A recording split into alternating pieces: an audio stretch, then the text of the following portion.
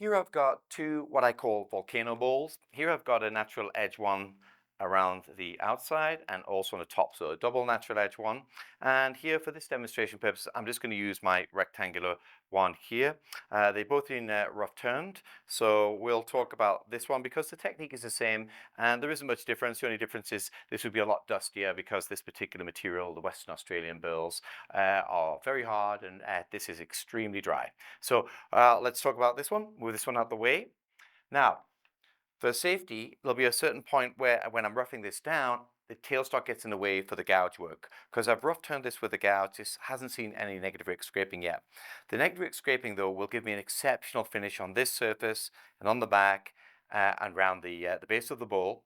So because at some stage I need to remove the tailstock, I've put a really big 4-inch tenon on here. But when I'm working with the gouge, I won't be standing in front of the piece. So safety is the most important point with making these. Remember, these are an advanced project. Now what I'm looking to do is to cut a surface and get it super clean. This is the most difficult of the two surfaces for the wing. So I'm going to cut this surface first, then when I reverse it over, I'll cut to the other surface. So you have to decide which one you're going to finish first and then cut to it without weakening the piece. So I'll change the profile on this a little bit so I get thinner towards the wings, and that gives me enough strength here that I don't get any deflection and likely no movement too early. So let's put this on the 4-inch jaws right now. Now ideally I'd like to bring up the tailstock and just put it inside and just a slight touch up in here. That can work. The downside with that is you'll see in a moment when I put this here, to shape this bowl using a proper cut where I'm slicing through the side grain to leave end grain finish with my 40-40, I need to swing my handle too much and I won't be able to do that. So if we position the tool rest, and you'll see when I bring in my 40-40 gouge, I can start the cut really good, get a superb finish to a certain point, then I run into my tailstock.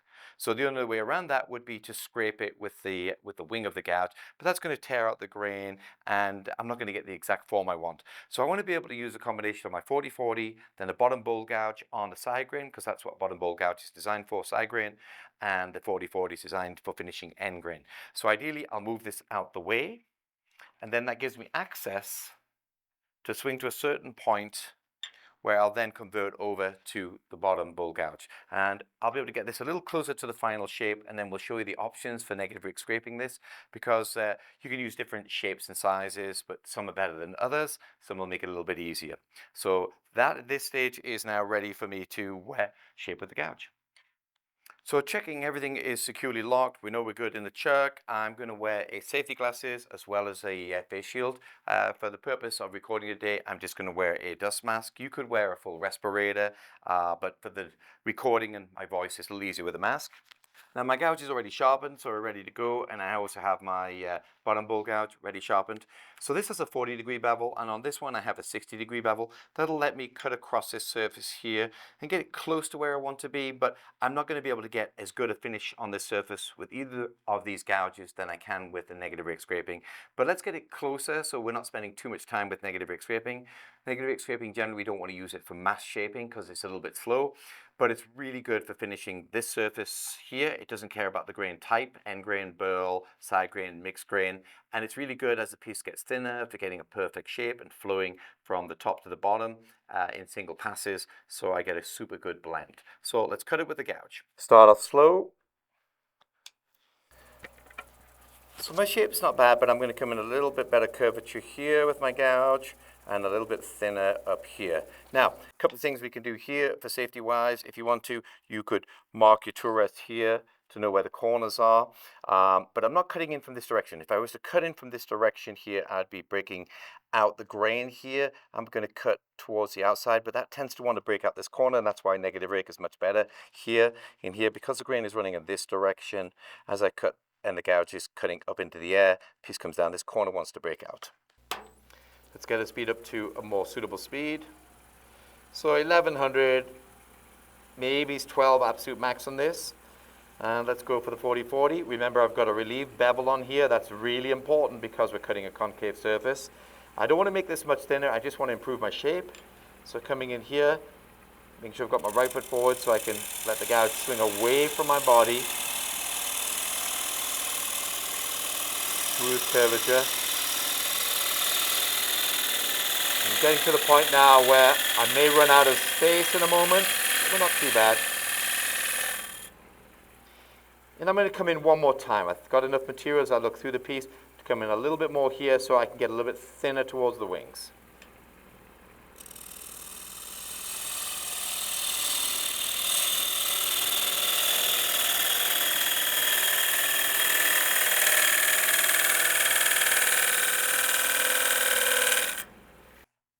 Now this is giving me a superb finish on here. Obviously there's still tool marks, always with the gouge, just cutting a spiral. But here now I'm starting to cut towards end grain. So I was cutting into side grain as I swing around, now end grain. So now I'm going to pick up the bottom bull gouge and bring this down to a little bit thinner. Then we'll finish with negative rake.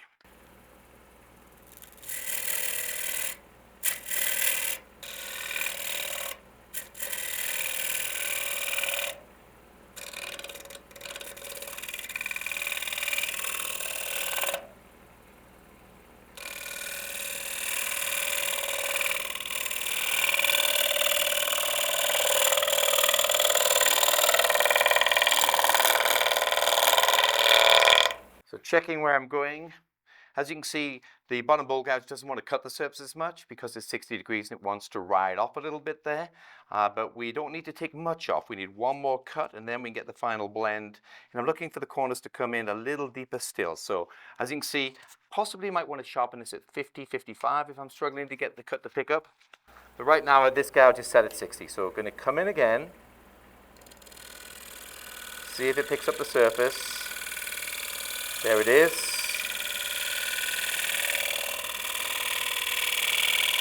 Getting good, just have to go slow.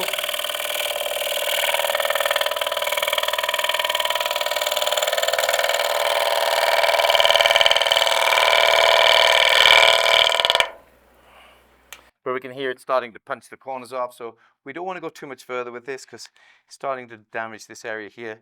And then we'll lose a little bit of thickness here, maybe almost an eighth. But I think we can afford maybe one more light cut with this. But here's what I'm going to do. I'm going to change this to a slightly lower angle. I'm finding it hard to pick up the cut at 60. I'm going to go back and show you the difference if I grind this at actual 50 degrees. So what I've done, I've changed the bevel angle from 60 to 50. Now there are some downsides to that. One, it's going to want to punch out the corner a little bit more. I can do that because it's sharper and a little bit more aggressive. And two, I'll be swinging a lot further. So I have to be careful again that I don't run out of space by increasing that angle to be a little bit sharper. But let's see how it cuts.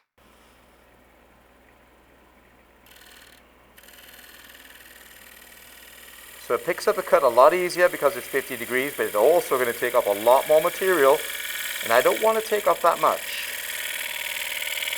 Just getting a little bit closer. And that's about the absolute max I want to take off, slow, because we don't want to break out the corner.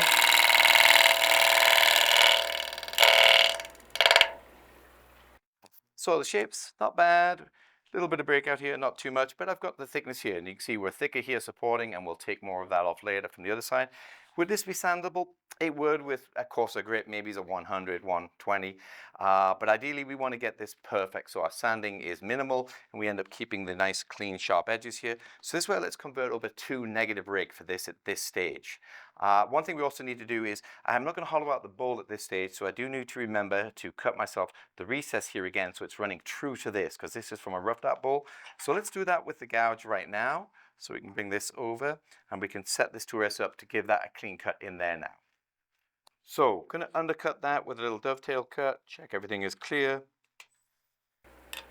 and true this up.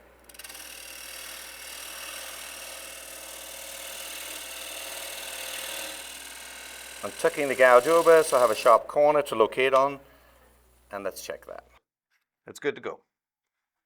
So let's set up for the negative rake, setting the tool rest across the two corners, and let's look at the options to negative rake scrape this. I'm using our various size negative rakes. Obviously, these are replaceable blade ones, which means that the shape never changes. As you use a solid one, eventually it gets shorter, shorter, shorter. So we've got a 1-inch one, a 1.5, and then we have a 2.5 and a 2 3/4. Now, all of these will work. However, the bigger you go, the easier it is with negative rake. Unlike conventional scrapers, where there's a lot of end grain surface contact here, we'd want to pull in, and the conventional scrapers are attracted into the space here, and they also create a lot more harmonics, vibration. All of these would be fine. The smaller one would be the trickiest one, because the smaller the surface contact, the more I'm working the tool, but it will still work just fine. So let's show you the smallest one, and then we'll go on to the others to show you that. So what I'm going to get here, I get less surface contact here because the tighter radius than the other ones, but it'll still work this surface really well because it still fits inside that curve.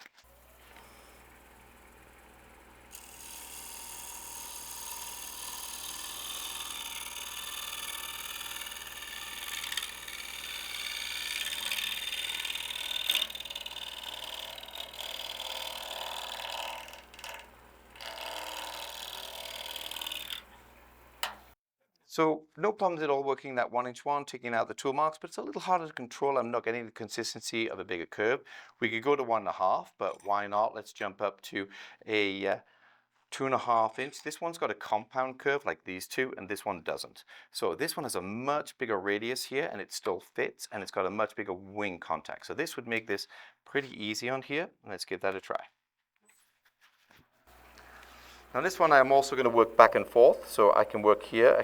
With negative rake, you can go both directions. So I can work in to clean that up, and you can see it's taking some of the high spots out from my gouge work and from the smaller negative rake. So I'm getting a much more consistent cut. You can see there's some tool marks still to come out. So I'm getting much more consistency. It's taking out the low and the high spots. Negative rake just ignores them. Now these have fresh burrs on them, and I'm using, I think this is a 15D blade, so I have a lot of working time. Now let's come from the top down and blend. And this gives us an almost perfect finish here.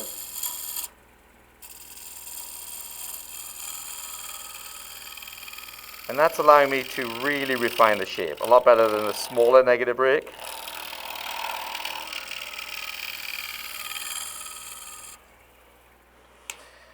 Now, we're removing a considerable amount of material here.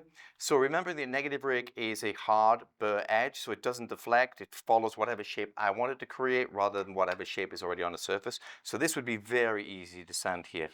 And the other option is to just go to what we call a large radius one. So this is a single radius, but because it's smaller radius than the radius I just created there, this would still fit in here. It's a little tighter, so it'll actually give us a really smooth area here and show you that this will also work.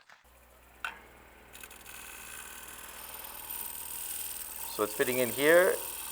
It's actually a little tight in there, right there. It's a little tight. It's not quite. Slightly different curvature. So let's adjust the curvature to match. There we go. Just changing the curvature a little bit. And we're on pure end grain with a massive amount of surface contact, but it is not aggressive. It's still working really well. And I just changed the shape to be a little bit more of a consistent curvature than I even got with the other one. Again, removing an amazing amount of material, but giving us a surface that's really easy to sand with, say, a 150, 180, a 220. And to sand this, this would be a good time to sand this, because when we reverse chuck it later, there is the option to sand it when we chuck it one more time. But let's just show you how it's sanded, but I'm not going to sand it completely because we're just going to throw a lot of dust in the air. I would be looking to use a soft pad. So this is a soft foam pad. We can wrap the paper around it, so I just cut it with scissors, and we can bend this into this curvature and follow it round. Now, if you've got any hard to remove marks, you could work those by hand, but we don't need to. Now, the main thing is to angle it up just slightly, not completely vertical up, just slightly. The less is more. We also need to drop the speed. Around 700, 750.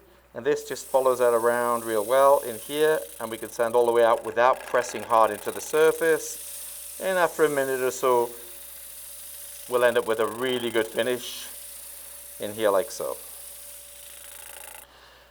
So I'm making sure I'm not catching the top edge of here, and nearly all the tool marks are gone, and this is just a 220 grit here, as you can see, and almost all the tool marks already gone. And then this edge here that was just lifted very slightly, that'll come up in seconds, because as you can see, it's not a broken out edge. It just takes off those where just some of the fibers just push away from the edge.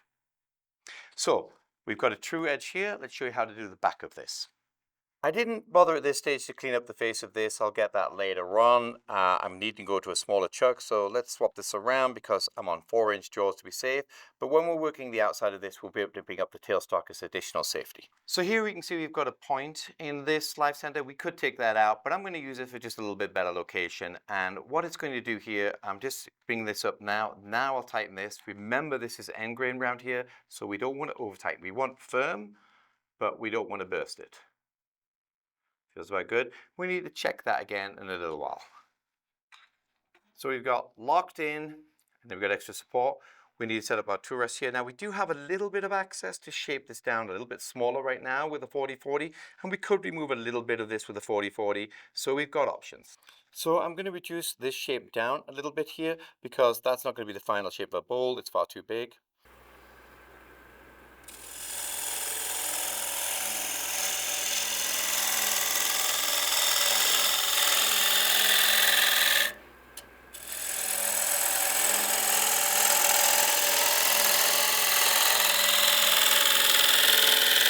And we will be shortening the bowl again later because it wants to be below this surface. And then we know we can ignore the hole we just put in here. Now, could we cut this with the gouge? Over the years, this is how I always cut it because we are cutting in the correct direction, cutting in that way. Unfortunately, the downside is the accuracy and what have you. So here's where we can use negative rake, but let's use the gouge to just remove some of the bulk just quickly to speed up the negative rake scraping section. So looking through the piece, I can see the side it's lighted from the light over here. I can then see through the corners where my tip of the gouge is. And I can cut in here to produce a little bit of the shape. But there's a high percentage of end grain there, so I'm going to do it in small cuts. And you'll see the gouge says okay, but negative rake is much easier. So we've got a certain distance, and you can see we can get it thinner and thinner with the gouge, but we're dealing with deflection now because it's able to bend, and we're running into a high percentage of end grain here. So this is hard to work with. So the ideal way to deal with this is to finish it with negative rake. And we've got options, but we do need to use a negative rake that is skewed of some type, either a skew chisel or a skewed replaceable blade type. And let's show you the options. Now we do have a double edge one here that could work here. This would work good to get in this area here, and then later on I use the other edge to go this way, so that would work great here. We can also just use a skew chisel on its side, but a higher grade steel. This is 10V, which is going to keep a good edge on this. The replaceable blade negative rake was also 10V, and I believe that this one is 15V. So this one is going to give us a longer edge life, and it's got a longer edge altogether. But we also need to be able to work this down. So I'm going to work this down quickly with the gouge once I finish this area, so I'm not wasting my burr just removing material. We want a final thickness of about 1/8 of an inch all the way around, so we can draw that on there now. This is the final thickness we're looking for. So let's draw it here as well. So we've got a little way to go there, a little bit thinner than that. Let's make that line disappear. Now, we're leaving some material here for strength. So once we finish this corner here, we technically don't want to have to go back to it, because if we do, the piece of wood may have moved slightly and distressed. And this negative rake scraper for this, I'm going to take the true rest up a little higher. Always check all 4 corners. And let's finish this area. So I'm going to clear away the chips underneath here.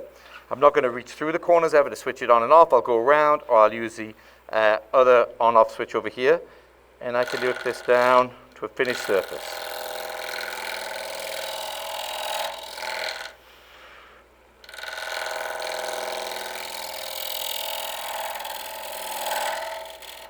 So you don't want to hear a screeching noise.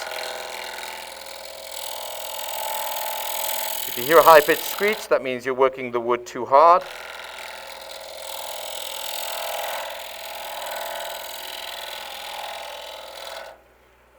And stop early, stop often. So you can see we've got the line disappearing here. I didn't put the line in the same space on both sides, so it was a little bit thin on this side. We'll sand that off afterwards. But we can see we've got an even wall thickness, but still got a little ways to go.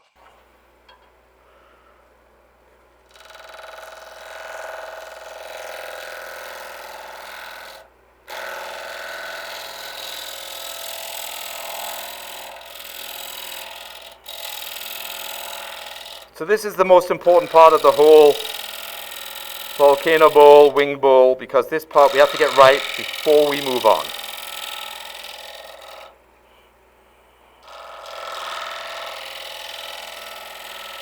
There we go, we're getting close to the thickness we want here.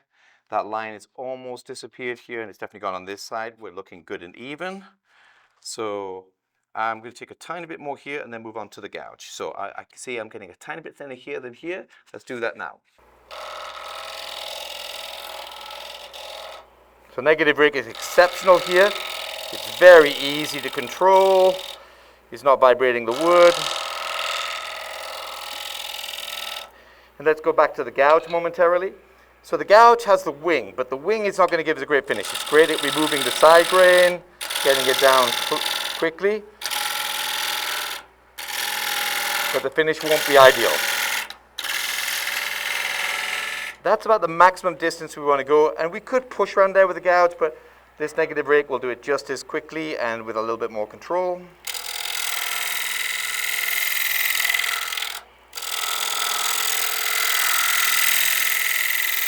So I'm able to look through the piece, through the corners to see the front versus where my tool is working. Again, not being aggressive, I don't want to flex the wood. So let's check early, check often. Don't take any chances. Make sure I'm following. Yeah, I'm still slightly thicker there, which is good. We'll thin that out, and we can see where the blend mark will be in a moment.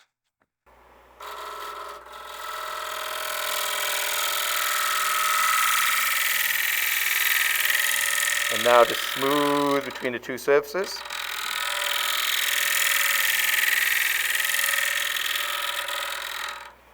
Let's check it before we move on. I need to go one more time. Now I can see this is where the wood has moved. So I've got a smooth blend here, but it's a tiny little bit of a step. That indicates to me that the wood moved slightly. So we'll skim it one more time to blend that out. Then we get into solid wood. That's where the gouge will have no problems in removing that.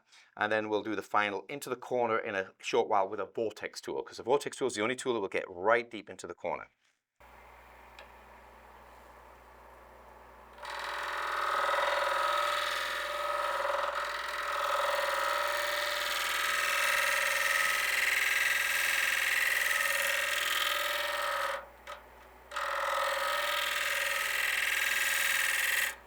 Now at this stage here, the tailstock is starting again in the way a little bit. We can raise the handle higher. Negative rake can be used flat to slightly pointing downhill, or even quite a bit downhill. But the more we point it downhill, sometimes we don't get access to the burr as well.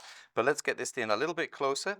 And if need be, we can remove the tailstock because we'll be working out of line of the piece, and we're not throwing a lot of mass here right now.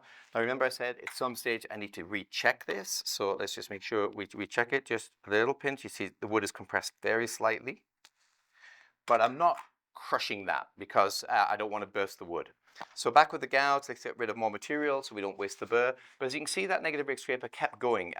So the burr will be getting close to gone, but it's still got a little bit of life left in it. So here I'm going to start cutting inward like this, swinging in.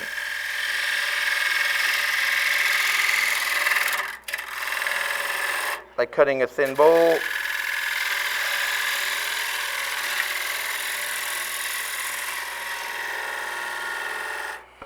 One more, but leave some for the negative rake because it'll do a better job. Come in from this direction a little bit more.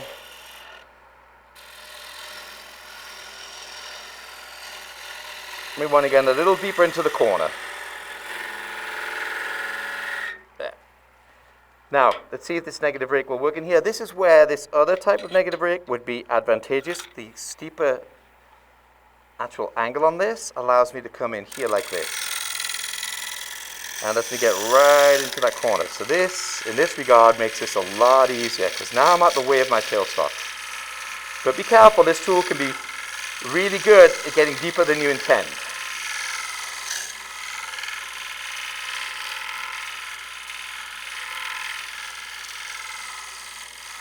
So let's check it before we get to the final cut here. So still left with a tool mark, checking that I'm keeping an even wall thickness all the way through. We are. So let's take that tool mark out. Let's get this in as deep as we can, and then we're ready to move on.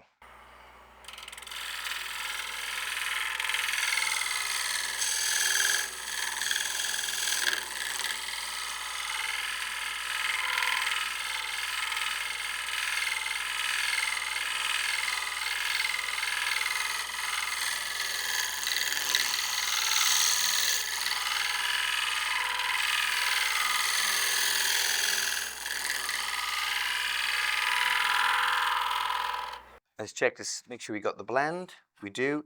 This is really clean at this stage. Yep. Good. Yep. Super even wall thickness.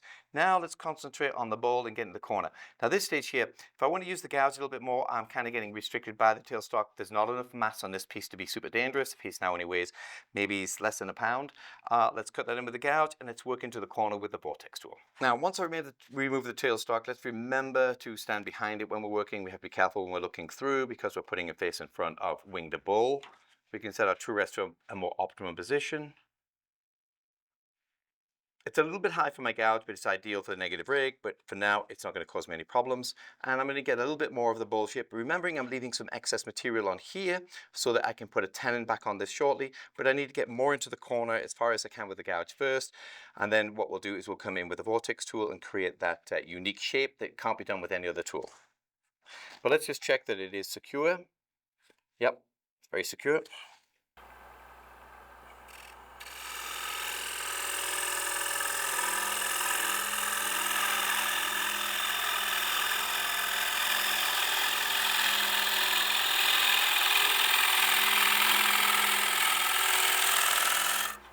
And that's as far as I can go with the gouge because we don't want the wing to crash into the other surface. We can bring our tool rest in a little bit closer here. And this is where a Vortex tool is really good. And it does work also like a little scraper. It has a burr on it, but let's show you what the tool looks like. What makes this tool unique, it has the lowest angle of any tool in wood turning history in an included angle when it's vertical of 20 degrees. When it's flat, it's 40, because you've got 20 on either side. It's ground on a platform at 20, and half of this chisel is milled away. And so you end up with a burr on either side and an extreme point. That extreme point allows me to get into a space that no other tool could ever possibly fit. You couldn't possibly use a skew in there because a skew would have to be vertical, and you can't put a vertical piece into a round radius. If you come in flat with a skew, its included angle is about 70. The included angle of this when it's flat is 40, but we can use it both vertical and flat. So in vertical and pull out flat, so we can end up using the burrs on the side to refine the shape right into the corner. Now this tool doesn't have a lot of strength because it's only 3/8 round bar, so don't overhang the tool rest very far because it's not ideal for that. So get your tool rest in as close as you can, and then I can work both sides. Now, this is side grain that I'm going to be cutting into because I'm going in, if you think about the grain direction is running this way, I'm going to slice in from both sides. So a little bit of material will fall out as a solid piece in a short while, but then we'll also use it as a negative rake with a little burr on here when we draw it back and forth either side to blend the cuts together. So the history of the Vortex tool is I developed this particular tool for this particular cut. Now you'll see other turners like Cindy Drozda use this tool for the finials because it lets them create much more refined shapes in spindle turning. So it works in spindle turning, it works in box turning, it works in bowl turning. It also is one of the few tools that can cut both forwards and backwards, which is really rare in wood turning. And it doesn't care about direction when we're using the burr, and that burr on the side is deliberately there. I'm not honing it off. So the history of this tool came from me making this tool to get into this deep space. I had no other tool that would let me get into the corner as sharp as I'm going to show you right now. So not large volumes with this tool. So we're coming in here. If I put my hand underneath here, I'm slicing in one direction, slicing in another, slicing in. Now be careful because this tool is ultra sharp. So it'll just pierce through the side if you're not careful. So there's the solid bits coming out. So you cut in one direction, and then when you cut in the other, you'll see these solid pieces fall out. There they are. Because they don't break up so easily. So that's the solid pieces. As they get thinner, they get a little easier to deal with. So this is slicing in. I'm slicing in. There's a solid piece. I'm slicing in again. And then here from the other side. So you have to work both sides when you're using it like this. But we're getting an extreme angle in here. And again, we've got a piece that's remained there. So let's slice in from the other side. And you see them popping out. So I've not refined this yet, I've just got rid of the bulk. So now I've got to be smoother and lighter with it to make sure we get a really, really good finish. And this is where we can start to use the wing or the edges on the side with the burrs on them to refine this shape in a few seconds. So from here I can turn the chisel over onto its side and use the little burr. You see how beautiful that is in there? That's using it for one side here. And I can match my original cut from the other tool. Now going this way, make sure you do have tool rest support. That's essential. Coming in here, I'm able to refine in the other direction using the burr. Burrs are amazing when they're used in this format where they're not aggressive. This is not aggressive in here. And I now have the tightest V in there. It's really, really tight. You'll barely get your sandpaper in. I've got a great finish on both surfaces, so this would sand really quick. Let's throw a quick tenon on the base of this. But before I do, I'll just refine it a little bit. I'm just going to use a negative rake. Refine a little bit, but we're leaving some excess on here that we'll come back to later. So also, let's just check that that is below. We bring our tool rest in, that we can see that this definitely wants to be below the surface, which it is by just a small amount. In fact, I'm going to take it down a little bit more so that I make sure that this is not piercing out from the outside of the bowl later. So we'll come in with the gouge again, we'll cut a little bit more, and then we'll get this a little bit closer to the final shape.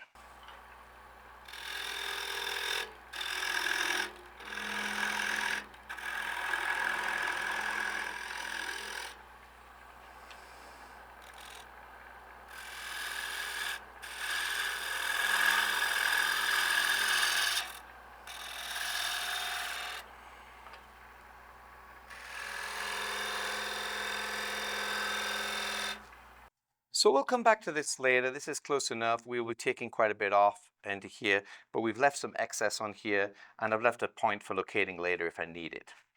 So this excess material should be able to go in there. If this is too big, then it won't fit in. We should be able to then spin this around and grab this on here. And this is one of the times where you might want to get yourself some calipers to measure this later. I've made a lot of these, so I generally don't caliper them very often. Let's just make sure, let's drop the speed way down and see if it's running true. So that's running very true, so we're good. We're ready to hollow that out. We can jam chuck it afterwards.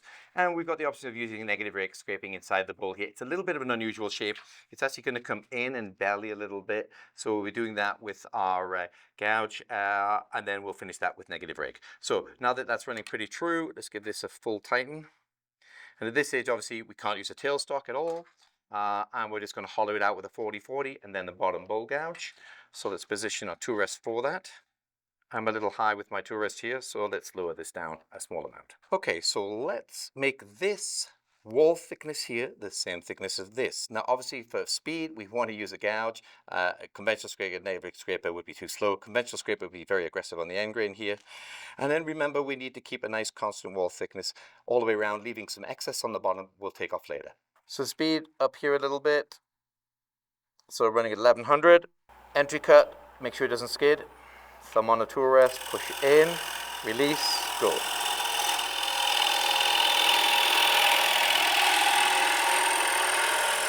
A little more length on the handle now. So let's start matching the thickness. That's matching. Going undercut slightly, so really slow, methodical cut. This gouge is still pretty sharp, so we're not going to get any torn grain. Come round the corner early to check. Let's stop there and check it. So thickness is good here. I've got a little excess material on the back, but not too much. We'll refine that later. So I can swing around a little bit later. But let's go a little bit more with the gouge. I can see that I could do with this being a tiny bit thinner. But one thing I'm going to do here, I'm going to angle this edge in just 5 degrees because that's the angle it should be at. And that'll give us our true thickness. Okay. And I'm going to cut this very lightly, just slightly thinner. Or I could get that with negative rake. In fact, let's get that with negative rake. So let's just cut more of this out. We'll get the middle of this later with the bottom bowl gouge, so I'm just getting rid of material. The chips get stuck in here, so let's get them out. And again, let's just feel the thickness. I can afford to just follow around the belly a little bit more. Clean the bevel, clean the inside. So coming down here, let's pick up the side wall. And we'll only be able to get around a certain amount before we run into the side of the bowl, which is right here. I'm about to hit the side of the bowl. So let's stop and let's swap over to a bottom bowl gouge. Now definitely for the bottom bowl gouge, being a 3/4 inch one, I'm going to drop my tool rest down a little bit so that we can get it at the right height. So let's drop that down to match the gouge, down a little way, not too much. Making sure with the bottom bowl gouge I've got enough leverage. Now, I have a 50-degree angle on this, and I think that is too great now. We put a 50-degree before. We need to go back to 60 because this is a narrow, deep bowl. So I'm going to come right back after sharpening this to 60 degrees. So the included angle here is now 60 degrees. This handle is not particularly long at 16, but this bowl is also not very deep. So for now, we're good with a 16-inch handle. If I need any longer, I would definitely go to a 20 or 24, but I don't think it's required for this. Now, bottom bowl gouge, let's find the end of the cut here first. There it is. Let's work that middle. So my left is not controlling this tool. This is a one-handed cut. The left is just adding mass and helping to get the cut started. Keep getting the chips out because they're getting blocked. But we're almost there. There's not a lot of work in here for this to do. Just pick up on the sidewall. Smooth transition. Lots of swing. Swing, swing, swing. And when I get to the middle, I drop to the middle to get that final cut. And let's get the chips out again. And we may be there. Yes, that feels pretty good. So transitioning now from the original cut with the 40-40.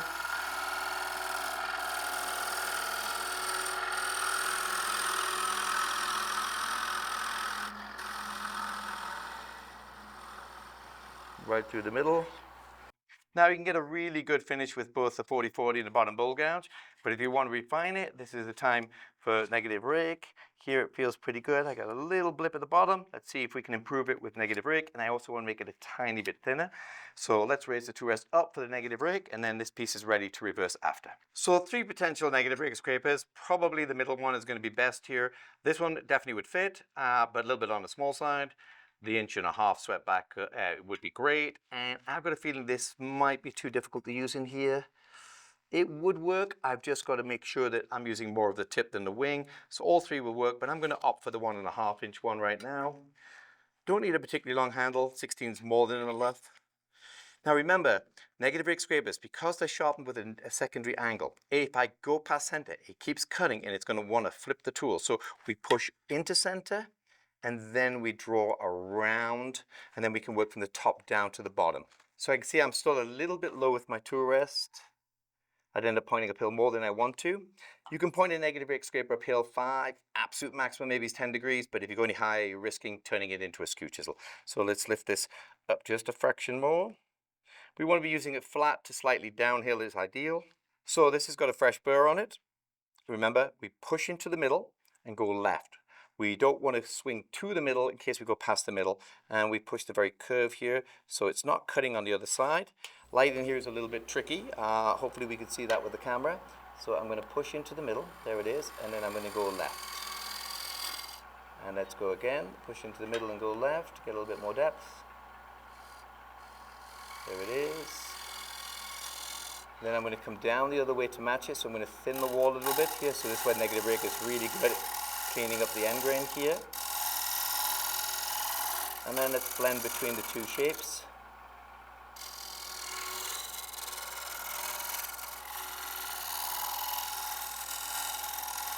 And we're taking off quite a bit of material. It's taking out any tool marks from the gouge.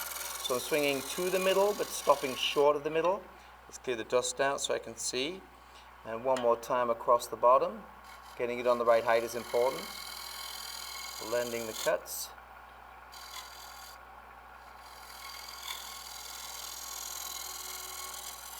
And let's check that. So it's not an aggressive tool. Oh, yes, got it. Okay, so we've ended up with the right thickness here. We've got a shape that flows all the way through. This would be super easy to sand. I'm not going to cover sanding in this, but we have no grooves and we don't have any gouge marks. We don't have a blend between the 2 gouges anymore. We don't have any torn grain in here. This is really clean. So this way negative rake is really superb. So now we can jam chuck this, finish off the back of the bowl, and it's completely done. But before I finish off the back right now, I'm just going to, whilst I've got good rigidity support, I'm going to sand this little area in. So it's a good time to just clean up that edge. Only takes a few seconds. Here you can see that's cleaned up.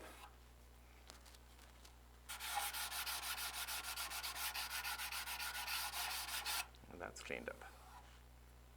And a little across the end grain, just super light. This was cut with a table saw, so it's pretty clean. And it might need a little touch up more later, but this is just taking off any edges with a 220 grit. have a little jam chuck that I was using in the previous bowl, and so this will fit this here ideally. So we'll swap this out. I'm using a too small a chuck for the jam chuck, so we'll swap the chuck out, take the bowl off, and reverse it round. So going to 3-inch jaws because that's what this jam chuck was designed for. So we'll need to cut this down to make it fit. So we'll cut it down with a gouge to get close. And then we'll get the final fit, and that'll allow us to take the base off here and get it to the correct thickness and have a round bottom base, removing the tenon and the little spot where we put our live center. So let's get our jam chuck ready. First, we need to put a taper on it with the gouge so we know where it's starting to fit. Then we can level off that area and create a shoulder.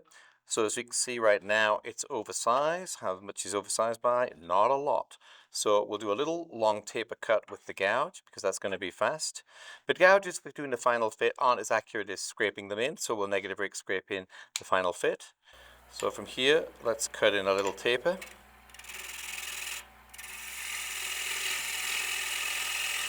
Let's find out where the bowl fits on this, and we can mark that.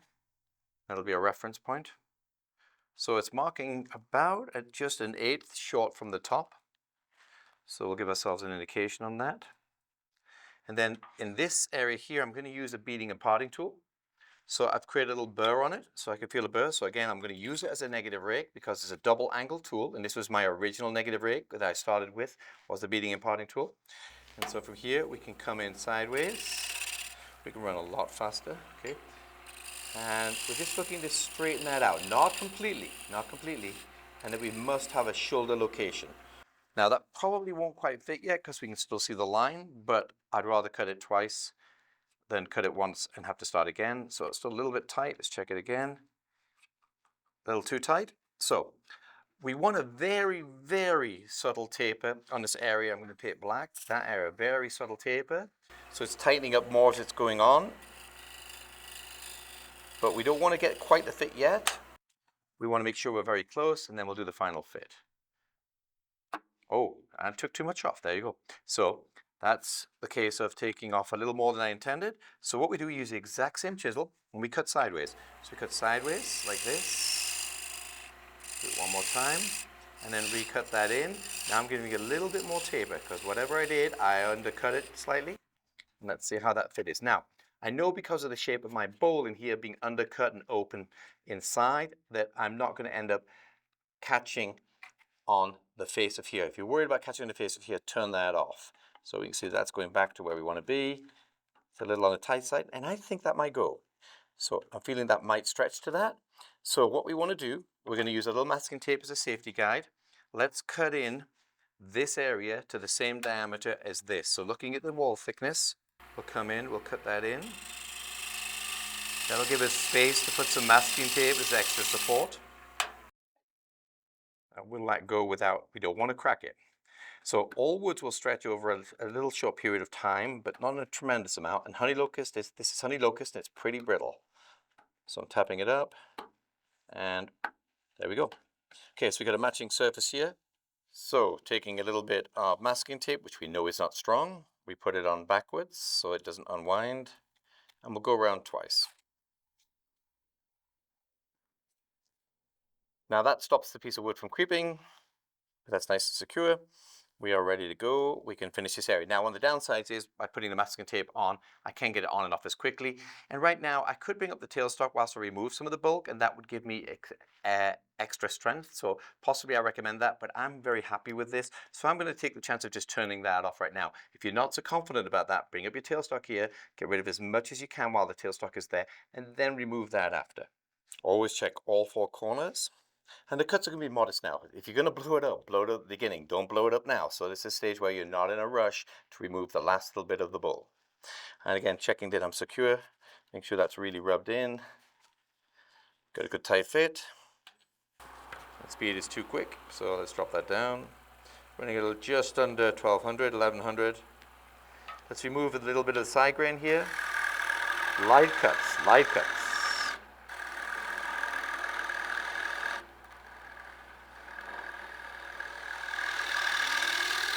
So just peeling with the wing here. Let's push around. Now, not aggressive cuts here. Keeping the volume modest.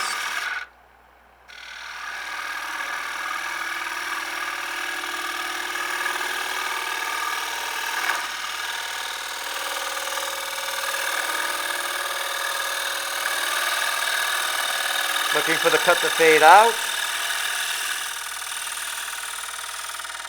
At this stage, we need to decide what type of negative rake scraper we're going to use. A skew chisel is very good, but make sure the burr is on the right side. This one has a skew chisel here, and I could work this whole area here pretty comfortably with this little 3/4 skew. I've got a larger skew here that would be even better, but the burr's on the wrong side, so I'd have to flip it open, sharpen it the other way, so that's not going to be suitable right now. I've also got this big 2-inch skew, which is going to give me more surface contact, more overreach into here, and that would work great. And I also have the option of the double-edged one here. That would let me get into the corner tighter than all the others. So I'm going to try this one for now, because I think that's going to let me get further up the bowl to get a better blend. And a little bit low with my tool rest for now, I can see that, but it won't affect this particular section here. We'll move the tool rest in a minute, but you can see I can get way up to get my blend in here. We'll get it close. We're going to do a quick check by taking it on and off the lathe to see if we're in the right position, we're getting enough material off, and then we'll change the tool rest to get to the final middle section, which I can't quite reach for now because my negative rake scraper, the burr on this is very low. If I used a skew chisel in this area here, the skew chisel got the burr a little bit thicker, I can actually get the middle. So I may just finish off with the skew right now. Well worth keeping one handy. But that allowed me to get really deep into there. So we got this super great blend. But let's check it to see how much more it needs. Let's reuse the masking tape in a minute. So if we peel it off in one, you reuse that. Now remember to pull this off a certain way. We're going to pull it off in this direction so we don't break off the wings. That feels good. The thickness on this is ideal. I can feel it. I'm probably just over 1/8 on this. Could do with a tiny bit more skimming off, but it is super light. Let's go back. Now the nice thing about jam chucking, it'll go exactly back in the exact same position because you've got true location. Location, location, location. In wood turning, we want that location. We take the tape, let's put it on backwards again. Round twice. Rub it in, that's our safeguard. That stops the wood from creeping on the jam chuck, and it would be creeping towards the cut. And right now, I don't need to blend anymore at the top, but because this negative rake scraper's got the burr at a lower level for now, because it's brand new, I'm just going to use the skew chisel because the burr's a little higher. Now I don't have to change the tool rest, but we just need to blend in between the two shapes, and we are set, and this piece is finished.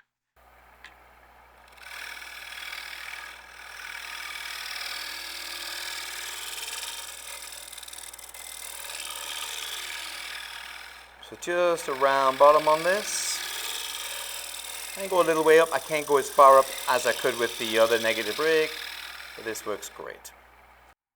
And this would be a stage where we could sand the whole back of the bowl right now at this stage because we've got good access to it and we're not putting any stress on it. But this piece is finished off the tools right now, and it's done.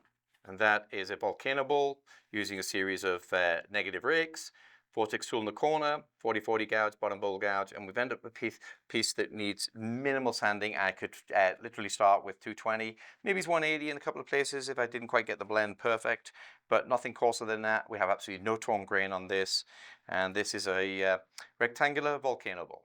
Subscribe and you'll be notified of all my new educational videos as they are released. Liking this video helps me share the information, and let me know if you have any questions through the comments below.